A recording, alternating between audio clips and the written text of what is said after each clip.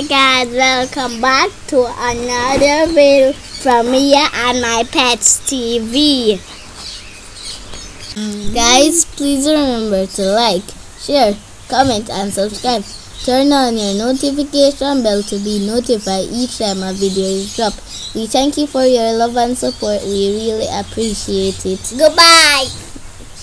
Let's get into the video.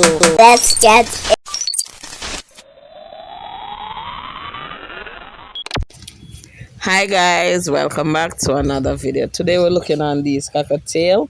These are the baby cockatiel, plus we have one mature pair in there. If you look earlier, you see that the male was looking in the box, so he's the mature one.